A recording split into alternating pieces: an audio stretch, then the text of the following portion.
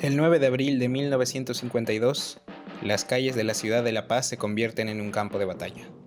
Los obreros y sectores populares, acompañados de sectores sublevados de la policía, tomaron las armas, enfrentándose a la junta militar que se intentaba instaurar en Bolivia tras un fraude en las elecciones nacionales.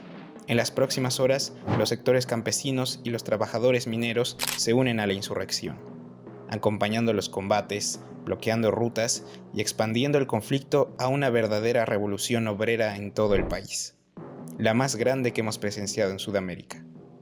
Los militares fueron derrotados días después por el Ejército Popular y se instaló el gobierno del MNR, que tuvo que llevar a cabo profundas transformaciones en el país, aunque esto no estuviera en sus planes por la gran demanda popular. El voto universal, nacionalización de las minas, una reforma agraria, entre otras cosas.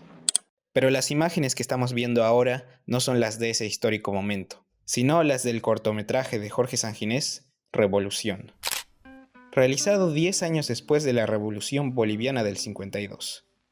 Fue la forma que tuvo el cineasta de retratar este suceso que cambió la historia de nuestro país, y que originalmente debía ser un largometraje, que tendría una mirada crítica de la revolución y las limitaciones que tuvo que no permitieron llegar a fondo en la transformación de la sociedad.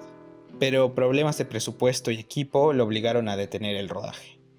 Aún así, el material que capturó era de calidad, y Sanginés decidió editarlo como un corto, que experimenta con el montaje de forma comparable a Sergei Eisenstein en El acorazado Potemkin, película igualmente hecha con un fervor revolucionario de los años posteriores a la Revolución Rusa de 1917.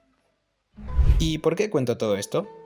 Porque esta revolución y este cortometraje son el punto de partida perfecto para entender el cine de Jorge Sanginés, probablemente el director de cine más importante de toda la historia de Bolivia.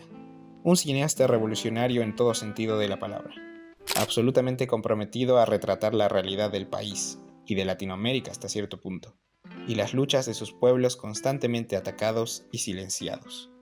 En los últimos meses decidí ver su filmografía de principio a fin y de forma cronológica, para poder ampliar mi visión de cine boliviano y hasta de la historia boliviana.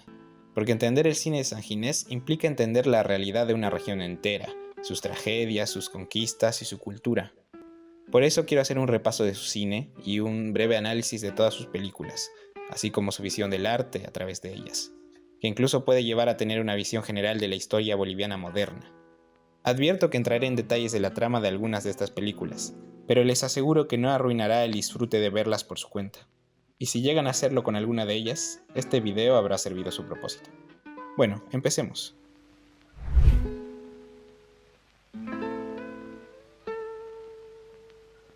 Jorge Sanginés nació en 1936 en La Paz, donde estudió filosofía en la Universidad Mayor de San Andrés.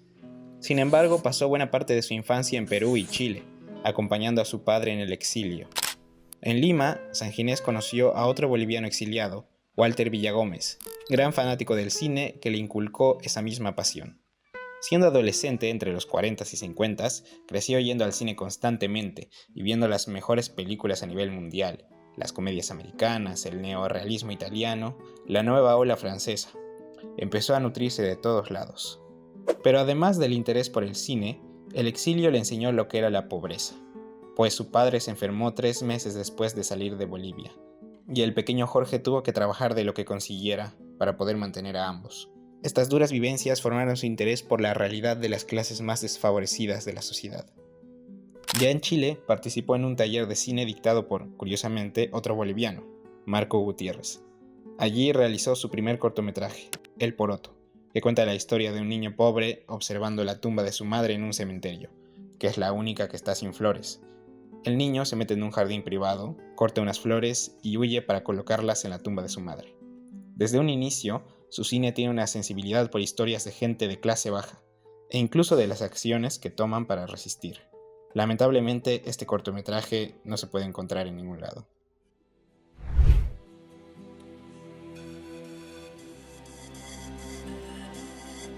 Tras terminar la carrera de cine en la Universidad Católica de Chile, Sanginés vuelve a Bolivia en 1959, unos años después de la Revolución Nacional del 52, y conoce a quien sería el colaborador más importante de su carrera, Óscar Soria. un escritor y guionista que trabajaba en documentales por encargo. Empezó a realizar este tipo de proyectos con Sanginés y participaron en una convocatoria de la Lotería Nacional para hacer un documental. Ellos hicieron Sueños y Realidades, trabajo que cuenta la historia de un campesino y mezcla el documental con la ficción, otro aspecto muy recurrente de la futura filmografía de ambos. El proyecto ganó la convocatoria y decidieron crear la productora Collasuyo Films, de la que nacieron iniciativas como la creación de la Escuela Fílmica Boliviana, que contaba con 25 alumnos, así como el Cineclub, que realizó proyecciones de la mayoría de películas bolivianas hechas hasta la fecha. Y por si fuera poco, publicaban un boletín de distribución gratuita llamada Estrenos, todos proyectos que resultaron importantísimos para el crecimiento del cine boliviano, tanto del pasado como del futuro. Sanginés y Soria también trabajaron haciendo films de encargo para el MNR, donde surgió el cortometraje del que ya hablamos, Revolución. Pero este proceso fue truncado por el golpe de estado militar del general René Barrientos, que derrocó al gobierno de Víctor Paz Estenssoro, del cual fue vicepresidente. Sanginés pensaba que su cine, de gran sensibilidad social, no sería bien recibido por el nuevo gobierno, pero sorprendentemente le ofrecieron ser director del Instituto de Cine Boliviano, ICB. Su trabajo consistía mayormente en la realización de los noticieros semanales de una duración aproximada de 10 minutos. Cabe destacar que el ICB fue creado como una herramienta de propaganda política. Por ende, durante este periodo se hicieron algunas concesiones. Por ejemplo, al finalizar los noticieros se presentaba una nota política positiva del gobierno. Sin embargo, el verdadero interés de Sanginés era aprovecharse de ese trabajo y producir un largometraje financiado por el ICB. Es así que surge el que realmente sería el primer largometraje de Jorge Sanginés, Ucamau, que significa Así es, un film realizado con financiamiento estatal y que además es el primero de la historia hablado completamente en aymara, un hecho de vital importancia para la representación de los pueblos indígenas en el arte. Narra la historia de Paulina, una joven de Copacabana que es violada y asesinada por Rosendo, el desalmado capataz mestizo de una hacienda para la que ésta trabaja. Tras enterarse del ultraje, el marido de Paulina busca a Rosendo y tras un combate consuma su venganza. La película tuvo en su estreno a grandes figuras del Estado, que la consideraron como un acto de traición, pues Sanginés había presentado un guión falso para que el rodaje sea aprobado. Ucamau es provocadora y un llamado a pensar en cómo la clase trabajadora, mayoritariamente indígenas, son explotados y prácticamente usados como la propiedad de la clase dominante, en su mayoría blanca o mestiza, y que la lucha del pueblo contra los explotadores debía realizarse usando también la violencia de forma consciente. Este largometraje fue el último proyecto de Sanginés en el Instituto Cinematográfico, pues causó que el general Barrientos echara a todo el grupo del ente estatal. Este grupo, por la importancia de la película, adoptó el nombre y pasó a llamarse Grupo Ucamau, vital para el resto de la carrera de Sanginés. Y es que no se puede hablar solo del cine de Jorge Sanginés, sino del cine del Grupo Ucamau. Su visión del cine era de un arte hecho en conjunto y no solo por un autor. Fueron parte esencial de sus producciones Óscar Soria, Ricardo Rada, Antonio Eguino, Beatriz Palacios, entre otros. El cine del Grupo Ucamau fue revolucionario, popular y antiimperialista. En ese sentido, forma parte del nuevo cine latinoamericano, o tercer cine, un movimiento artístico surgido en medio de procesos revolucionarios y de liberación nacional, como la Revolución Cubana y la propia Revolución Nacional de Bolivia. Así como se revolucionó desde las guerrillas y partidos políticos, se debía revolucionar el arte y liberarse del lenguaje audiovisual impuesto desde Hollywood y Europa. Se prioriza la improvisación, la experimentación formal, el retrato de la vitalidad de una región frecuentemente ignorada en el cine comercial. Jorge Sanginés y el Grupo Ucamau fueron los mayores representantes de este movimiento en Bolivia. Y este espíritu revolucionario está aún más presente en su siguiente película, Jaguar Malcu, o Sangre del Cóndor, de 1969. La necesidad de realizarla vino después de que Sanginés oyera una noticia sobre unas mujeres indígenas que acudieron a una revisión médica de una ONG norteamericana y fueran esterilizadas sin su consentimiento. El Grupo Ucamau quería exponer este crimen de lesa humanidad haciendo un documental, pero las víctimas tenían miedo de hablar, por la posible represión del gobierno militar aliado de Estados Unidos. Entonces se decidieron en hacer una versión ficcionada de estos hechos reales, hablada en quechua. Se trataba de un cine de denuncia, muy radical. Tuvo una repercusión tan grande en el país y a nivel internacional que se realizó una investigación que terminó con la expulsión de los cuerpos de paz estadounidenses de Bolivia. Un ejemplo histórico del cine siendo una herramienta para combatir el dominio imperialista sobre naciones vulnerables y sus poblaciones indígenas. La película continúa con el planteamiento de la resistencia armada, con la imagen final de un grupo de personas empuñando armas, símbolo de rebeldía y lucha contra la opresión y división de clases. Sanginés dice al respecto: si estamos comunicándonos con la gente de alguna manera, es importante decirles que ellos tienen la capacidad de liberarse. Para mí, esto implica sencillamente una llamada a la violencia.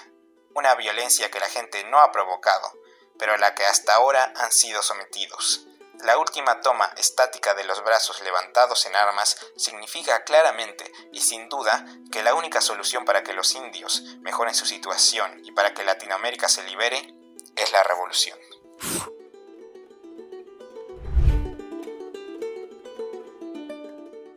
Las dos primeras películas de Jorge Sanginés habían sido un éxito en varios festivales internacionales, con la crítica y su repercusión mediática.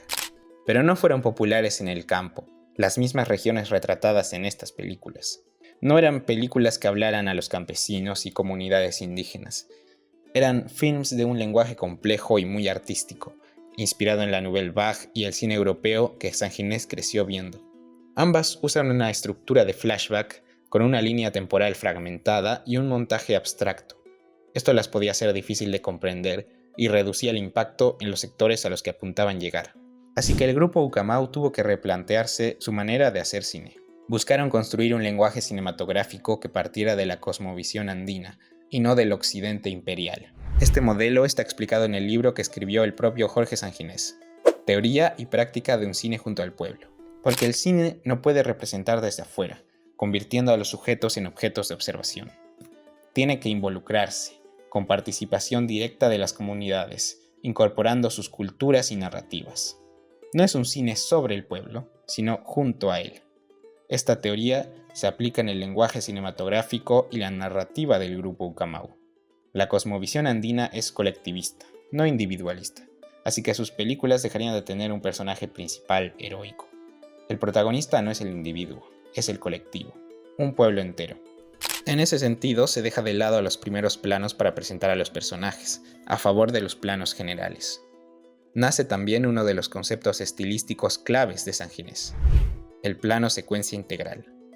Un tipo de toma larga sin cortes que integra en una sola unidad espacial y temporal múltiples acciones, personajes y relaciones sociales. De esta forma, la acción visual no se centra en un personaje, sino en un conjunto. También rompe con el montaje clásico, que suele fragmentar la información en pequeños trozos, guiando la visión del espectador. El plano secuencia integral es una unidad de tiempo y espacio vivida, sin manipulación, que permite al espectador una mirada activa y atenta, por lo que no es solo una decisión estética formal, también es política.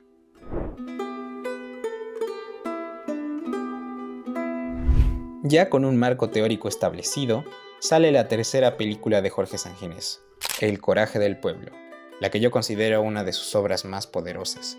Narra los hechos de la masacre de la noche de San Juan en 1967, en la época en la que el Che Guevara se encontraba en Bolivia, organizando una guerrilla que buscaba hacerle frente a la dictadura del ya mencionado René Barrientos. En ese contexto, la comunidad minera del siglo XX, en Oruro, organizaba un movimiento sindical que apoyaba la guerrilla del Che. Aterrado de que aumentara el espíritu revolucionario, el general Barrientos envió al ejército a la comunidad en la madrugada de San Juan, mientras todos festejaban o dormían, y abrieron fuego contra hombres, mujeres y niños. La película no solo está basada en los testimonios de los sobrevivientes, sino que estos se interpretan a sí mismos. Así se reafirma la idea de un cine junto al pueblo, que no cae en demagogia o en el panfleto. También aplica el plano secuencia integral, mostrando a los mineros, a sus familias, organizándose y participando en asambleas, todo en planos largos con movimientos de cámara que incluyen a todos los participantes de la escena. Es una historia trágica, pero que pone énfasis en la inquebrantable lucha de estos trabajadores por su liberación. A esta película le siguieron 2 producciones internacionales: El enemigo principal, filmada en Perú, y Fuera de aquí, filmada en Ecuador. Esto es porque tras el golpe de estado del general Hugo Banzer en el 71, Sanginés es obligado a exiliarse de Bolivia. Esto no lo detiene de seguir exponiendo las luchas de los pueblos vecinos, porque las injusticias y la resistencia de la clase obrera frente a ellas no es un hecho único de Bolivia, está presente en toda Latinoamérica y en el mundo entero.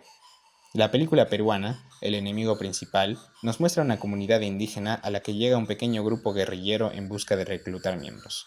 Es una crónica de los momentos de esta guerrilla junto a la comunidad, cómo viven entre ellos, hablan quechua, visten sus ropas, comen su comida, entienden su mundo, pero también les explican su lucha y por qué es pertinente para ellos.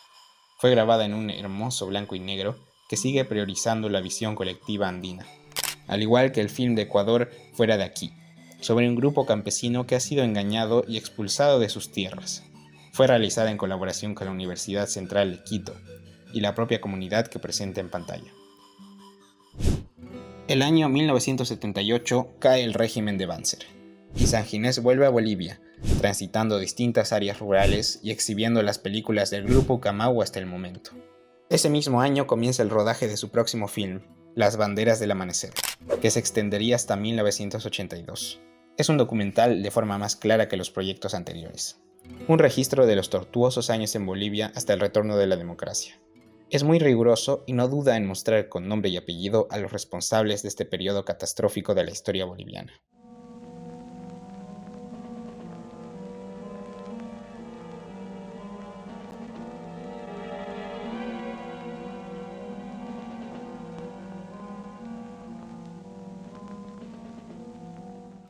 Pasa por el golpe de estado de Natush Bush, la masacre de Todos Santos, las grandes movilizaciones de obreros, campesinos y estudiantes, el sangriento mandato de Luis García Meza, que se cobró figuras como el jesuita y cineasta Luis Espinal, y la resistencia de los bolivianos, que finalmente llevó a la reapertura democrática. Sanginés expone todo esto con total lucidez y tiene la valentía de cerrar el documental con un alegato muy crítico de los límites de la democracia burguesa y la necesidad de una revolución real. Si no cambia el sistema, estamos engañados. Se trata del sistema, no se trata de gobiernos, ni de hombres, ni de partidos. Se trata del sistema, no, del sistema en que vivimos, del sistema socialista, del sistema capitalista. De eso se trata. Se trata del sistema, hay que cambiar el sistema. Por eso, nosotros debemos pensar como meta fundamental la toma del poder, pero no dentro de una democracia como la conocemos actualmente. Nosotros buscamos una democracia popular, participativa, donde las decisiones sean tomadas por las mayorías nacionales y no por la empresa privada o por los militares. ¡Viva la clase obrera! ¡Los obreros! ¡Los obreros! Más claro, imposible.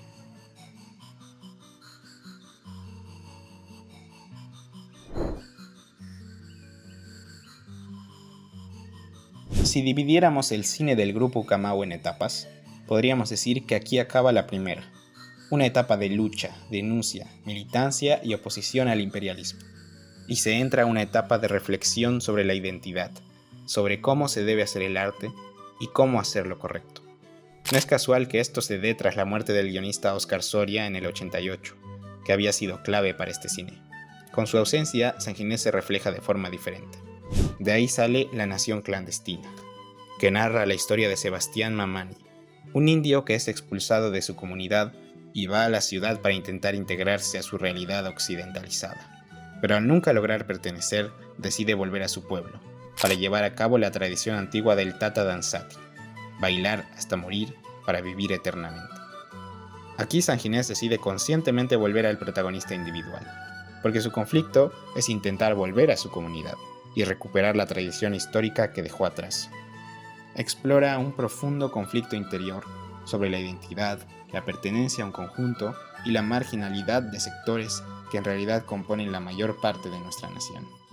La película vuelve igualmente a la estructura de flashbacks, mostrándonos las decisiones de Sebastián que lo llevaron lejos de su tierra, la forma en la que fue corrompido y rechazado en la ciudad mientras contemplamos su regreso a casa en medio del hermoso paisaje de los cerros andinos. También se sigue desarrollando el plano secuencia integral. Son prácticamente 100 secuencias y 100 planos sin intervención del montaje, explorando la temporalidad cíclica propia de la cosmovisión andina. Un ejemplo está en uno de mis planos favoritos de la filmografía de Sanginés. Vemos en un gran plano general a Sebastián en el pasado, hiriendo a su esposa. Y hay un paneo que concluye en un primer plano de Sebastián en el presente, mostrándonos que está mirando a su pasado con arrepentimiento, en busca de redención. Un movimiento de cámara que rompe las barreras del tiempo y expresa un montón sin ni una sola palabra.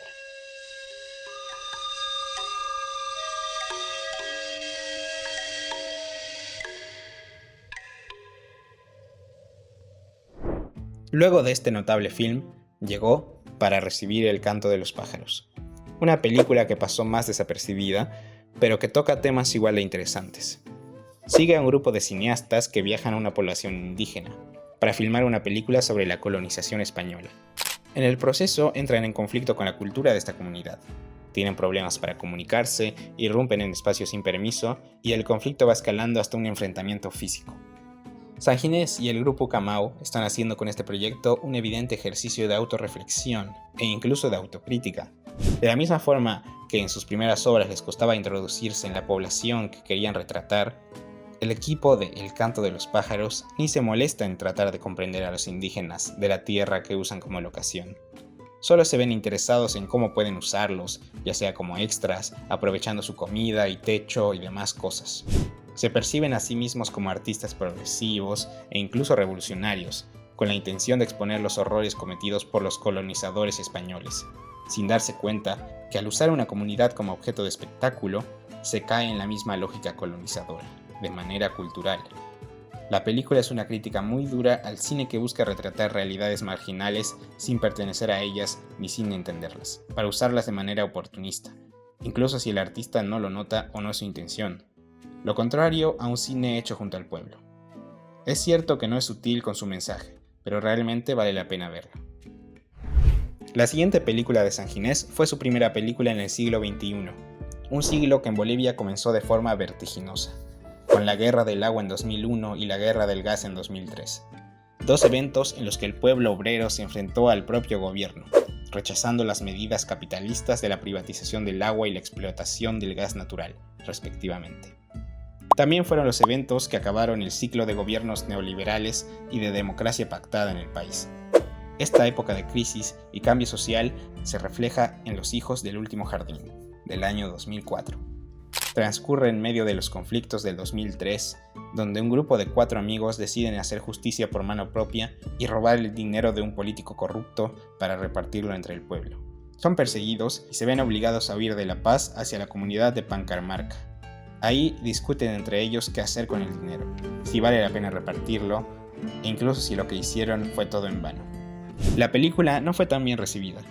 Fue el primer intento del grupo Camao en el cine digital, y se notan ciertas carencias técnicas y en las actuaciones.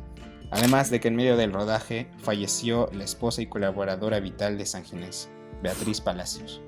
Suceso trágico que afectó su desempeño en la realización de la película. Aún así, es una historia atrapante que propone preguntas sobre las acciones subversivas, si es correcto el accionar criminal por un bien mayor, y los riesgos de caer en el egoísmo individual. Además, termina con un mensaje muy apto para esta época de Bolivia.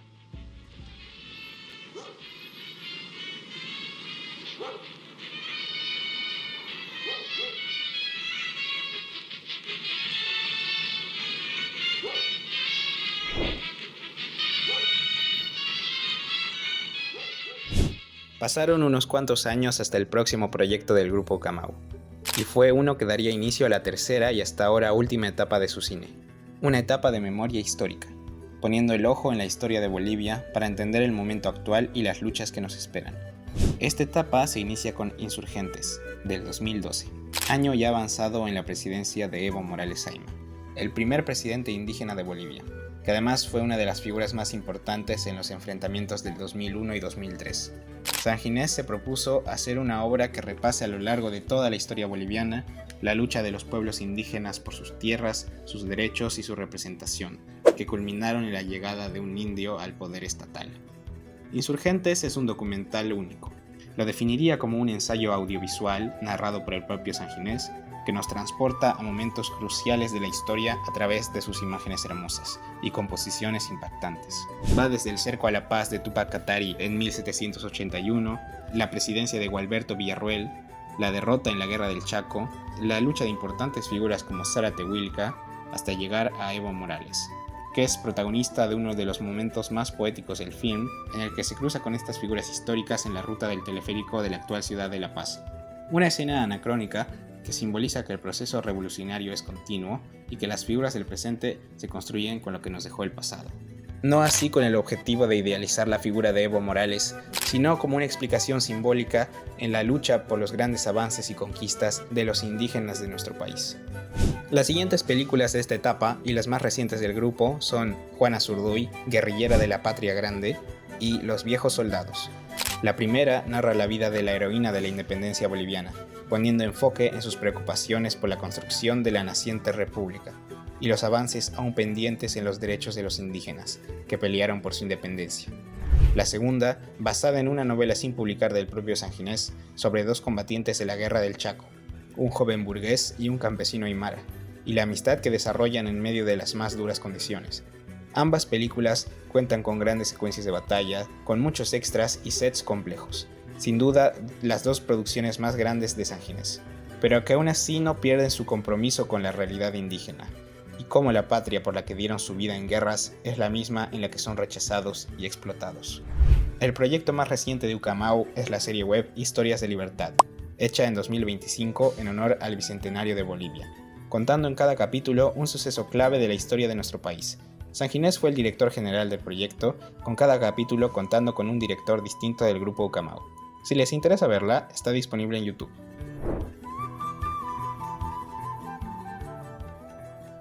Tras el estreno de la miniserie, no hay noticias de un próximo proyecto de Jorge Sanginés, aunque sigue proyectando sus películas en retrospectivas, de la forma en la que siempre prioriza que se vean, en una sala de cine, en comunidad. Además de que aún con sus casi 90 años, trabaja como docente en la Escuela Andina de Cinematografía, fundada por el grupo Ucamau. El legado de Jorge Sanginés para el cine boliviano, latinoamericano y mundial es enorme. De todo lo que construyó con el grupo Ucamau para la preservación del cine boliviano, manteniendo las obras del pasado aún en conservación y formando a los cineastas que serán el futuro de este arte en el país. Y también con obras propias que quedarán en la historia del cine por su compromiso por cambiar el estado actual de las cosas, por reivindicar a la clase más pisoteada a pesar de ser la gran mayoría, por no olvidar nuestra historia y la cultura de nuestros ancestros, y por construir un cine que sea propio, popular y revolucionario. Pero después de haber dicho tantas cosas sobre sus películas, me parece apropiado escuchar una definición suya sobre la forma de hacer cine que considera importante y necesaria. Porque nos sentíamos comprometidos con el proceso, vimos al cine como un instrumento de lucha. No era para nosotros un lugar donde realizarnos personalmente, tener dinero o fama. Queríamos usar el cine como instrumento de lucha política. Y con las imágenes finales de El coraje del pueblo, la marcha de este pueblo que continúa a pesar de la opresión de la clase dominante, me despido. Gracias por ver y escuchar.